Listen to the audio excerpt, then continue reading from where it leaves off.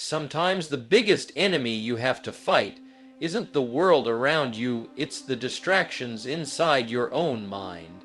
And if you're listening to this right now, then something inside you already knows you're capable of more. You didn't click this by accident. You clicked it because there's a part of you, maybe quiet, maybe tired, but still alive, that wants to break free from the cycle of distraction, procrastination, half-finished plans, half-built dreams. You clicked this because you know you were built for something bigger, but your focus has been slipping through your fingers like water. So let's talk, not as a lecture, not as pressure, but as a reminder of who you really are and what you were meant to do. You see, distraction doesn't just steal your time, it steals your future. It takes tiny pieces of your potential, piece by piece, moment by moment, until one day you look back and see how much you could have done, how much you could have become, had you just stayed focused a little longer. And the painful truth, most people never realize what they lost because they never stayed focused long enough to see what they could gain. Distraction is quiet, gentle, even comforting. It doesn't come in shouting, it comes in whispers. Check your phone, scroll for a minute, you can study later. And before you know it, your entire day has slipped away. But let me tell you something powerful. If distraction can steal your future one moment at a time, then focus can rebuild it one moment at a time. Every second you choose to take your power back, your future shifts. Every minute you choose to study when your mind wants to run, you're rewriting your destiny. You're proving something to yourself, to your fears, to your excuses. You're proving that you're still in control. And your goals, let's talk about them for a moment. They're not fantasies, they're not illusions. They're real possibilities waiting for you to grow into them. But here's the truth people avoid. Your goals are not patient. Your dreams don't wait forever. Opportunities don't pause their clock because you're distracted. While you hesitate, somebody else is preparing. While you scroll, somebody else is studying. While you get lost in distractions, someone else is building the life you want. That's not competition, that's reality. And reality is not cruel reality, just responds to the seeds you plant. Studying isn't punishment, it's preparation. It's the key that unlocks the doors you want to walk through. You don't study because someone forces you. You study because your future deserves the best version of you. You study because the life you dream of requires a certain level of discipline, knowledge, skill, and growth. And whether you feel motivated or not, your future is being shaped every single day by what you do or by what you don't do. And this brings us to something most people misunderstand: discipline. Motivation can get you started, but discipline is what keeps you going when the motivation runs out, because it will. Motivation is emotion, discipline is identity, motivation is a spark, discipline is the fire, motivation makes you feel good, discipline makes you powerful. You don't need inspiration every day, you need structure, you need commitment. You need the decision that says, I don't care how I feel today, I'm still going to show up, I'm still going to study, I'm still going to do what my future needs from me. That is discipline. And once you develop it, distractions lose their power. They may still whisper, but you'll feel something stronger inside you. Your will, your intention, your purpose, and that purpose creates a bridge from where you are to where you want to go. Think for a moment about your future self, the version of you 5 or 10 years from now, the one who made it. The one who's confident, successful, respected. The one who wakes up each day with energy, clarity, freedom. The one who lives in the results you dream of. Now picture that version of you looking back at the you in this moment.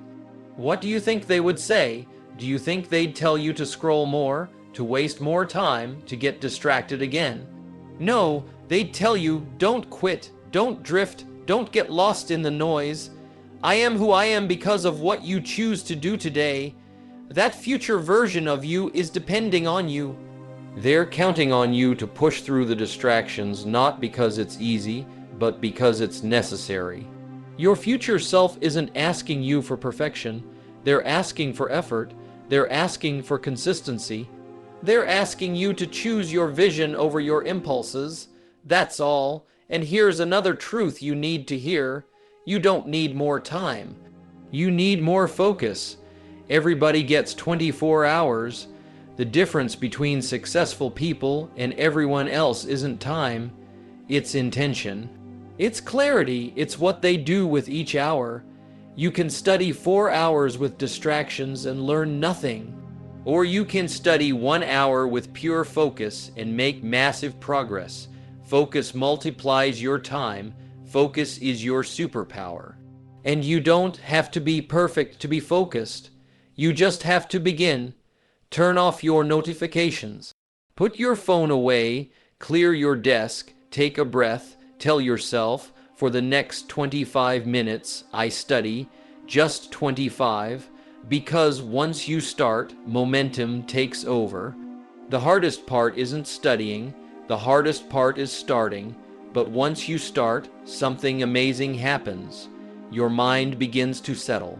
Your attention sharpens, your thoughts align, you enter a zone where distractions fade away, and slowly you become the version of yourself that your future needs. Every time you choose to study when distractions call your name, you're not just learning, you're transforming. You're building the muscle of focus. You're building the habit of discipline. You're building the identity of someone who gets things done. And identity is powerful. Because once you see yourself as a focused person, distractions lose their grip on you. Once you see yourself as a disciplined person, excuses don't stick anymore. Once you see yourself as someone capable, dedicated, and committed, your whole life starts to change. But here's the essential part. None of this transformation happens someday. It happens today, right now. In the moment when you choose action over distraction, when you choose growth over comfort, when you choose to study even if you don't feel like it. Because feelings come and go, success stays, results stay, knowledge stays, rewards stay, so let me talk to you directly now. You, listening to this, you know what you want, you think about it more than you say, you feel it more than you admit. You've imagined the life you could have, a better lifestyle, better opportunities, better freedom, better confidence. You've dreamed of walking into a room and feeling proud of who you are. You've dreamed of making your parents proud. You've dreamed of proving to yourself that you had greatness inside you all along. Those dreams aren't random. They're signals. They're calling you toward the person you're meant to become. But dreams require action. They require sacrifice. They require hours of study when your mind wants distraction. They require saying no to what feels good now for what will feel incredible later.